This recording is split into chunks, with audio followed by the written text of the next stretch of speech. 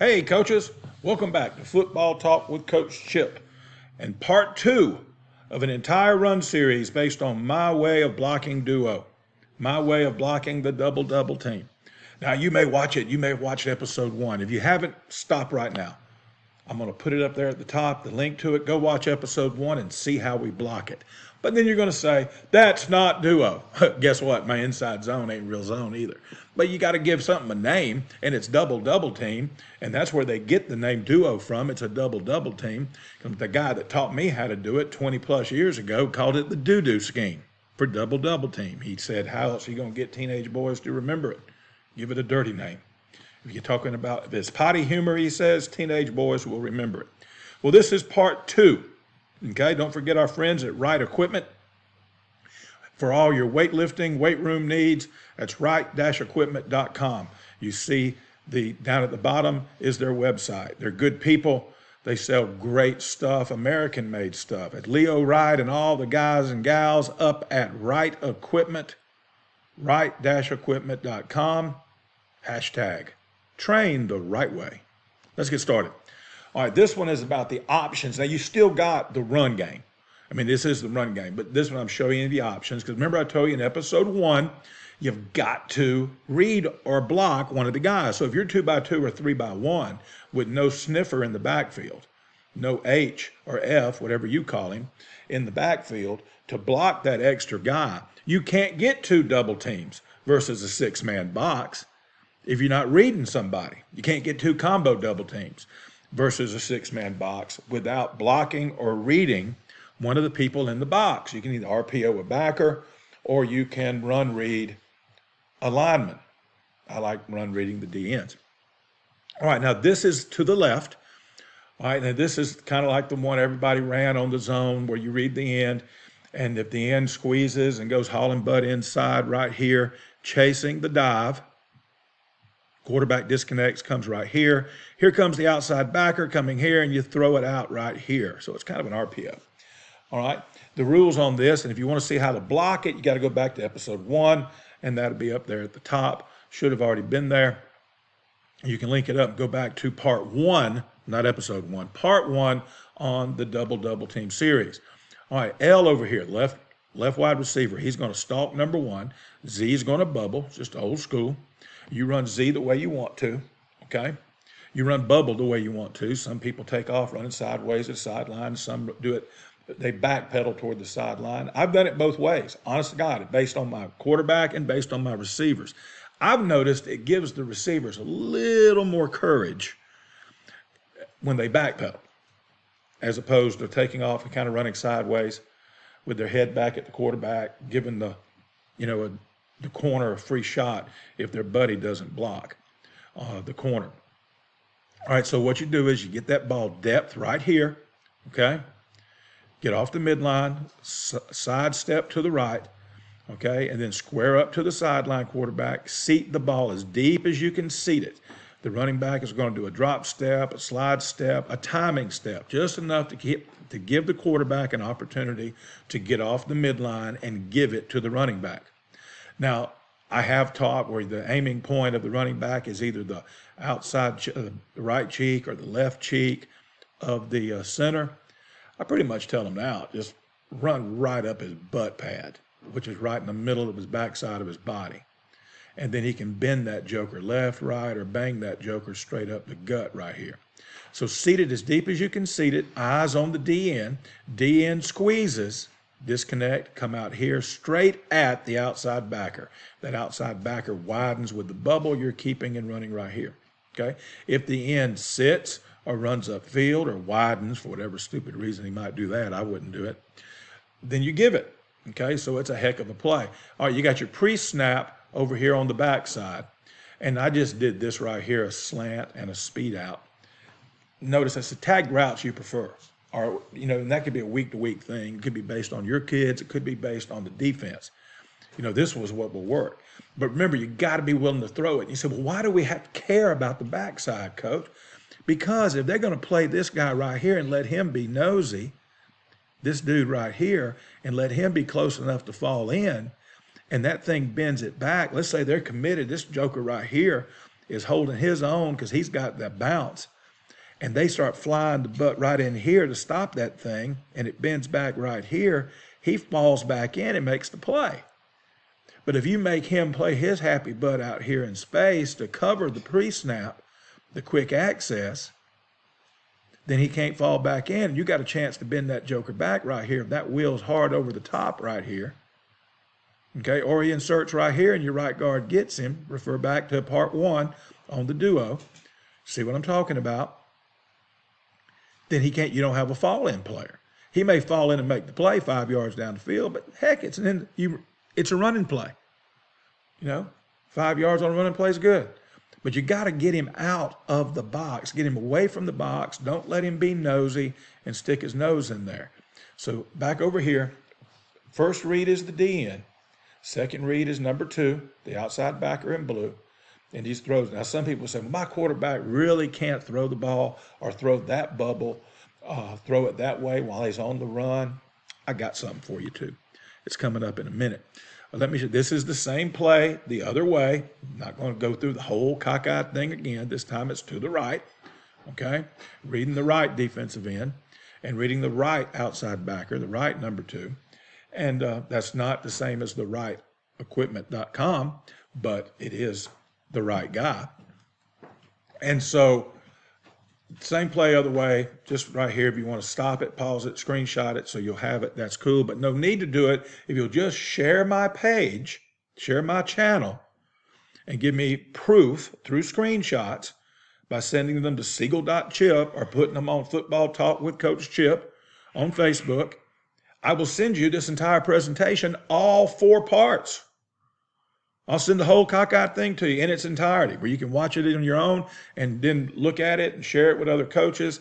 All right, let's look at it. If you don't like it the way I just showed you, let's go trips. Now, let me give you the backstory on doing it trips right here. Here's the backstory. Back in the early 90s, when I was defensive coordinator up Muss Shoals, notice I actually lived there for 3 years, so I learned how to say it. It's not Muscle Shoals, Alabama. It's Muss Shoals. If you're a native, you know what I'm talking about. And I was the DC up there, and UNA was on their run, University of North Alabama, where they won the national championship 93, 94, 95 in D2. And they got to play them right there because Brawley Stadium in Florence was the host. And one year, I can't remember which year it was because we went to the playoff games every year. That they were most of them there. They always ranked number 1. Carson Newman came. Of course, they were split back veer. Coach Sparks was still there. And we're watching the game. It was a bunch of coaches. We were all like, early 30s, late 20s, early 30s. And I saw them get in trips. And you say, well, they're split back veer. How'd they do trips? This guy was set over here. Quarterback was under center. And on the snap, they ran inside veer or outside veer 1. They ran triple option to the trips. Well, there's no triple option, Coach Chip. There's no pitch man. Yeah, there was. When they first got in, I said, what the crap are they doing? They're pretty much saying they got to run that way. They got to run dive, or they got to run double option, speed option to the back set here. Nope. This guy here dropped, number 3, dropped to pitch relationship, and they ran triple option, and it was nasty as crap, y'all. I was there going, that is awesome. I was like 32 years old, a young defensive coordinator, and stuff like that's what taught me. Watch as much football as you can. And don't be judgy about it. Watch as much football as you can. Don't be judgy about it and see why they do it. And understand, even if you can't see why they do it, you're not at practice every day and figured out why they're doing it. Don't ever say that crap won't work. Don't ever say that coach is crazy, especially when you see it and it works. Well, it worked. Anything will work, okay? Practically anything. But this is where I got this idea. That was 30 years ago. It was the early 90s. And he dropped the pitch relationship. Everything else in here that I showed you, go back to part 1 of this series on blocking duo and go back to part 2. This is part 2, excuse me. Everything I've shown you, this is how it works. It's the same way right here. He's reading it the same way that he was reading it a while ago. Okay, getting it deep, getting off the midline, getting the ball deep in the running back's belly, giving him more. The deeper you get it to him in his belly for the mesh, the deeper you start the mesh, the longer the quarterback's got to read it. I won't get into how you read it and all that. You can do the old school way. If the ball's still there when the back clears the quarterback's front hip, he can lock down on it, whatever you want to do. I found that even out of gun, teaching the old school way of the mesh from under center works. And if you're a gun guy and you want to run more option, but you're not sure how to teach it, find somebody who's still running split back veer or used to run split back veer, preferably somebody not as old as me that's forgotten it, and see how they teach the mesh, because it's the same. It just happens deeper. It's the same, okay? And so you mesh it up right here. Same read. First read is the DN. If he squeezes, disconnect, and attack the backer. Attack number 2, unless he's like running out here for some reason, then you run right. But get right here, okay? And you're running triple with the Z. All right, now the H is going to release inside at an angle to give him this angle, about 3-4 steps. You got to play with it, see what you like, and then come out here and kick out the corner. Kick out the corner. L is going to push. Some folks call this a push crack, okay? Push the corner upfield, which is going to make the H's block better, and then break inside like a slant. And he's not cracking the safety, and he's not cracking the linebacker. He's sealing whatever's coming out at the second level or the third level. Obviously, second level gets first priority. For instance, let's say this might fit up out here, and the tackle came to get him and missed him, or they didn't see it, and they stayed on their double team. He'd come right here and just seal him off. Of course, the rules nowadays, you got to lead with those hands. You can't go in there and waylay him like we used to back in the day. It was the offense's way of getting kill shots, as we used to call them. Right here, and just seal off the inside. Mike may have fit up in here and got caught up in the wash, and here comes Will flying out of there. That's what you get. Check level 2, nothing coming, then look level 3, seal the inside, okay? So that is how we block the triple option. So it's triple option using the duo, okay, using the duo. Also, don't forget, quarterback, pre-snap, the quick access, use whatever route you want to, okay? Make this dude stay out of the box. Make him play out here a little bit to take away the hitch, take away the slant, take away the under. Those are the 3 routes I recommend, because those are the ones that threaten him, okay? And if he's going to play his happy butt in here and be nosy, then you're going to have to throw it. Tell your quarterback, throw the cockeyed ball out there, get his butt out of the box so your back can bend that joker back right here and check out. Make a house call. All right, now they want to play him all the way in the box. Shoot. Man, I'd run right here, give me a slant right here and hit that joker, especially if that free safety is cheating over toward the trips. And let's just see how good our band can play the fight song. And if they can't play it very well, just keep running it. They'll learn how to play it real quick, or they'll get the crap out of that defense. I can promise you that. Okay? Same play the other way. I'll leave it there just for a little bit so you can take you a screenshot of it and have the same play, other way. And all it is triple option football, y'all. Using a scheme you've already got installed. Using a scheme you can use for power football. Using a scheme you can use on 4th and a foot. Using a scheme you can RPO with. Using a scheme you can do almost anything with. You can throw your quick passing game with it, as long as you account for that unblocked defensive end. Okay? Just give your linemen stay calls to stay on their double teams. So this scheme is, and it's so much, to me, it's so much more utilitarian, useful for so many different things you can do. That's why I love it. Same reason why I love the Buck, because there's so many things you can do with that type of blocking. I don't want a blocking scheme I can only run on one play. Okay, that's why I love power schemes so much. There's so much you can do with power. There's a video I have on that about the useful things for power and the different ways you can have different backfield actions. Okay, all right, that's it for part 2. Okay, of the duo.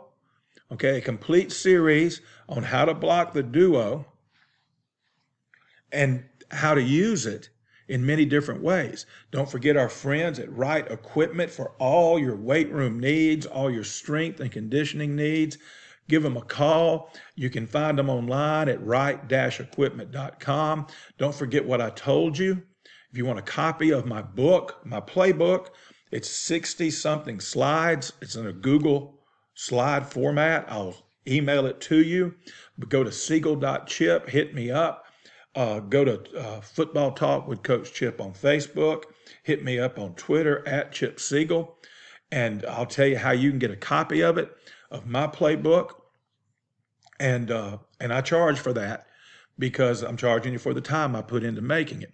I'm not charging you for the football knowledge, which I either stole or was given to me by a lot smarter coaches than me. But I will give you this presentation on the Duo in its entirety, all parts, just by sharing the Coach Chip page. Sharing the Coach Chip page, the channel, Football Talk with Coach Chip, and giving me the receipts, screenshot, look where I shared it. You email it, send a link, say, hey, this guy right here is pretty entertaining, and he knows a little bit about football. Check it out, guys. Okay? Do that for me and send me the proof at siegel.chip@gmail.com. Post it on Football Talk with Coach Chip on the Facebook page. Post it on Twitter. Tag me in it at Chip Siegel. And I will send you, free of charge, I will email to you this entire presentation. That's a pretty good deal. That's all you got to do. It's free. Most of y'all, I'm doing this 2 days after Christmas in 2021. Okay? I'm giving it some context because you know how YouTube is. Somebody may see it in 20 years. Most of my audience is home on Christmas break. They're just chilling. Maybe they've snuck off. They're in the backyard watching this on their phone. They're somewhere getting away from the kids who got them crazy gifts. And somebody thought it was funny to give them a loud gift. All right. And you're watching this. So are your friends, all your coaching buddies. They're at home looking for something to do. Okay. And it's 4 o'clock in the morning and there's no football game on. Do it. All right. That's it. Go back and look at part 1. And I'm going to have all the parts linked up in the description below eventually when I'm done with all of them. But this has been part 2 of running the double team, what I call Duo. Okay, with Football Talk with Coach Chip. Until next time, y'all remember what I like to tell you. Come on, everybody say it with me. Be elite.